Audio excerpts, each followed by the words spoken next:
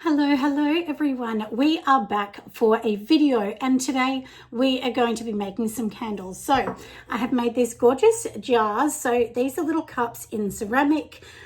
So I have finished making them. These have been put through the kiln at 1200 degrees Celsius. So we know they're okay for candles, but please go and test, and we will not be selling this, we will be testing this. So on my pottery website we might have a few candles that I make with the ceramic jars, and when the candle's finished, of course, then what you can actually do is you can use the jar once you get rid of everything. Now, the only thing when using ceramic jars is, remember, this is cold and the wax is hot.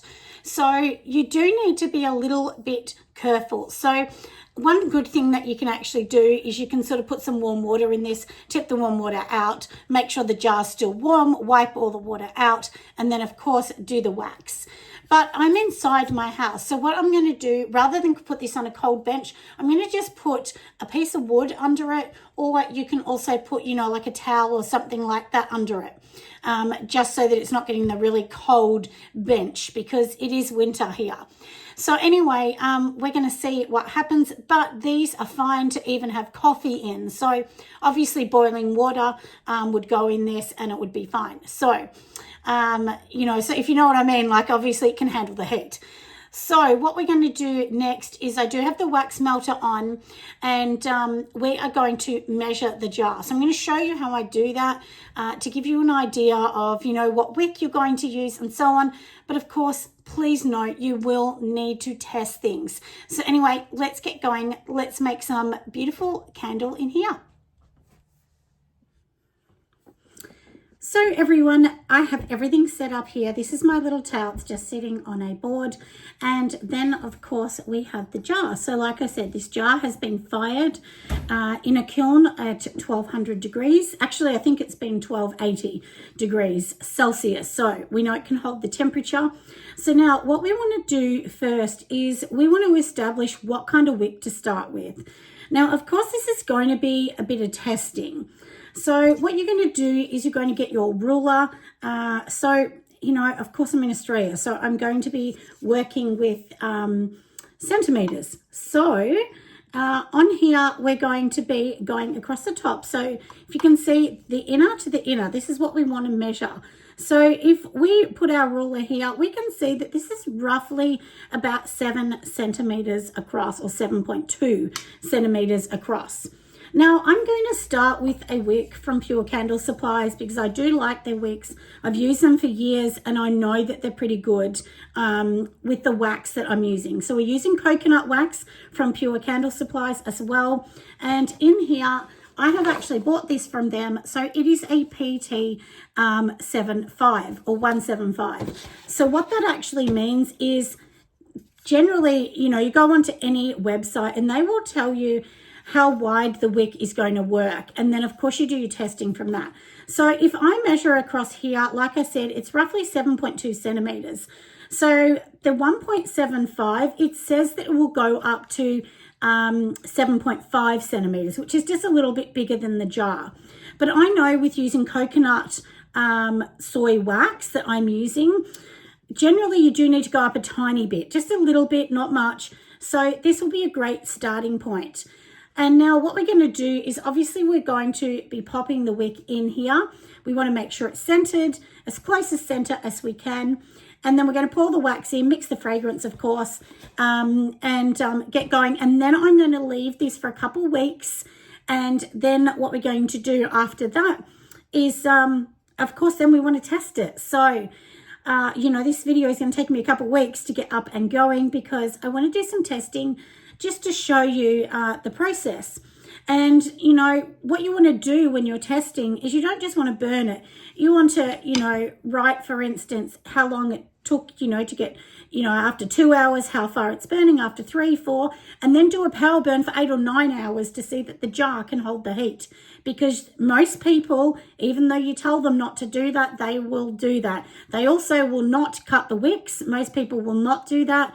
And before I started making my own candles, I never did that either because I did not understand that that was needed. So just remember that when you're making a candle, try and think that most people actually don't understand much about candles. They just like the smell, they like the ambiance, and they just basically want a candle in their home. So they don't know the science or anything else. That's for us to determine. So you want to do what's called a power burn for a long time, just in case they do, and see that the jar holds up. And I am always been very funny about glass jars. I always worry about glass holding the heat. I know it can hold the heat, but once again, it does worry me. Anyway, so like I said, we've established our starting point, haven't we, on the wicks? And like I said, any, store that you go to, they basically should have information on their site to give you a rough idea. So now let's open this up. I'm just going to use the ruler, if it will let me, to pop through the top, because I haven't even opened this box. And this box, how much does it hold? It holds 100, so it holds 100 wicks. And it's like, I think $20 or something like that. It's not very expensive. So when you're pricing your product, add the price of the wick into it. And also when you're pricing, you need to actually add, like testing, because testing takes materials and time. So let me grab one out. So this is basically what it looks like at the end. That's what we're going to stick down. And then of course, we do have this particular wick. Now there's so many different ones. So whatever country you're in, test the wicks, see. And now I do have a PT65. This is a PT75. I also have a PT80. So we have lots to test with, but we're going to start with the medium one, which is what I think. And then of course we want to adhere it to the bottom. And lots of people use glues, stickers, whatever. I always use just the candle sticker on the bottom. That's my preferred method. But if you're testing, some people will not even stick this down. They will literally just put a little bit of wax, hold this down, and so on. But to get a real test, you should really be making this just like you would sell the candle. That's really honestly how you get the best test.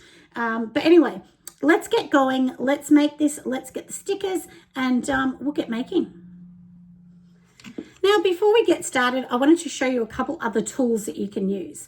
Now, this was sent to me from Wicks. This is one of their new things that they are making, super cool, and it's going to give you a centering tool every single time. So this little piece here will change. So I have a bigger one and a smaller one, but I know this is going to fit on here, so we just want to see. So basically it's going to fit on this jar, which is good, or else you can even use these ones that they sell as well, which I've had them for years, and honestly, they're game changer. So now what we're going to do is you have two pieces. We're going to pop this through here, pop the cap on, because the cap's just going to tie it on nice and tight. And then all we want to do is get the stick here, which is our wick. And if you can see, it's holding it on here. And basically, let me just take this off because I think my wick's too short. Oh no. So if you can see, my wick basically only just sits here. So I'm just going to hold that like that. And basically the whole idea is you stick this on top, push it down, and it's going to stick, because obviously we're going to put the sticker bit on here. So that's what we are going to do with this one. And I'll show you exactly how to do it. And then of course, this here sits tight on the top, so we know it's the right size. And then once that's done, I'm going to release it, obviously drop the wick into it, and then I'm going to pop that on. So that's what you can do. But you could also honestly take this off and just leave that on if you're only making one. But most people would be making lots in one go. So like I said, we're going to get the stickers, and then let's start making it. All right, everyone, I am sorry that my dryer's on, so you can probably hear that in the background. But in here, I have already poured some wax. So what I want to do here is add, organize my 8%. So I generally work on about 8%. We're doing this in mils. So if you're going to do 200 mils, you would take off the 8% off that. So that's going to be 16 mils. So you're going to take that off. So it'd be 200 minus your 16, and then 16 mils, the rest is wax. But of course, go over to my Patreon. I'm going to have the full list of exactly the measurements and so on making this candle.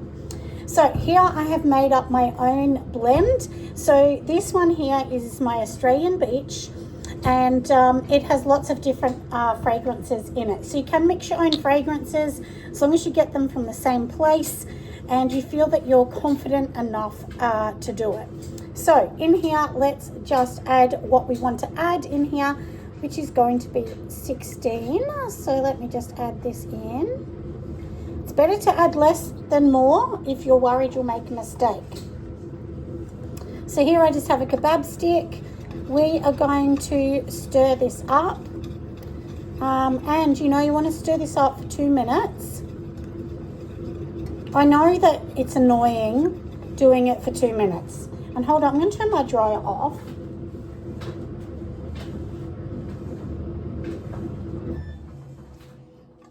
I turn it off just for a second, just so we can do this video. So, and basically what we want to do is, remember we already had this the other day. I organized this for my video.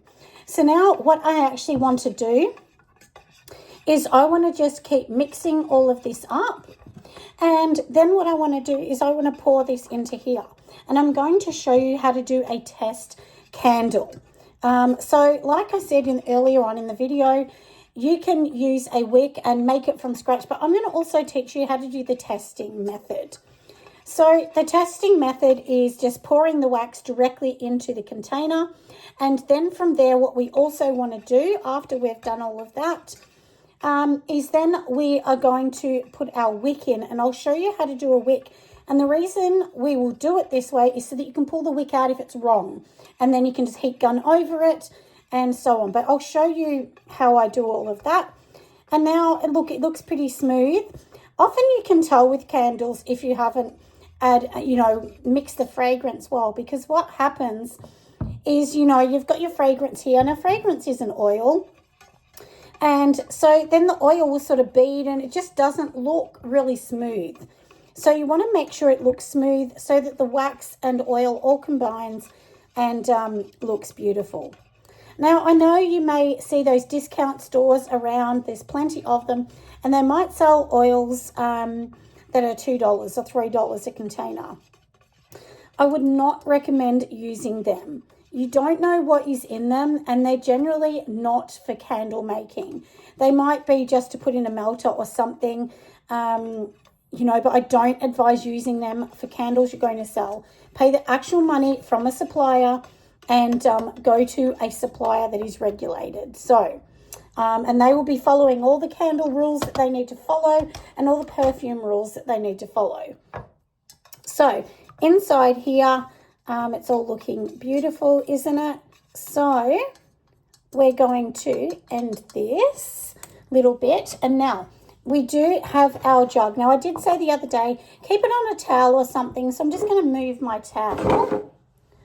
We'll move this out the way just a little bit, won't we? The reason I'm putting on towel is it's a ceramic one, and I just don't want the cold bench and the heat to change things. So I'm literally going to pour it in here, and then I'm going to show you exactly how we're going to do it. So let's just pour it in. And it's pretty much gone to the top, which is good.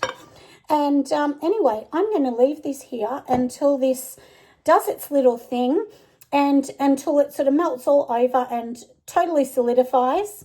And then I'll bring you back and show you how we're going to put the wick and the make a hole for the wick that's exactly centered using this tool from Quick Wicks. So I'll be using this one. It's just a one-piece one. You can see that there are many other holes, and that's if you want to put 2 in there. 2 wicks, but this is obviously too small for 2 wicks. So unless it's like, 9-10 centimeters, I wouldn't use 2 wicks. You just need 1. Anyway, we will let this harden up, and then I'll bring you back and show you what we're going to do next. We are back, everyone. It is the afternoon, and the wax has dried in here. It's totally dry. Now you can see how smooth it is. This is coconut soy from Pure Candles. It is my favorite wax. I have tried so many, and definitely this is my favorite. There is only one downfall to this wax. The only downfall that I've noticed is lots of the fragrances will turn it brown or orange or yellow. Obviously, they are ones that have, a lot of vanilla, but some of them that are not vanilla still do it. And I'll show you one. This is one that, which one is this? This is actually the one that used to be Barry's daughter. So it was my old style. I don't make those anymore. So that has a lot of vanilla. But anyway, if you use one that doesn't have vanilla, usually you'll be okay.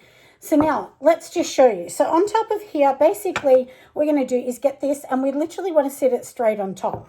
So let me show you what I'm going to do. So now, of course, if you were doing this, the whole idea about, of this whole thing is you want to sit this on top. Now this makes it tricky, doesn't it?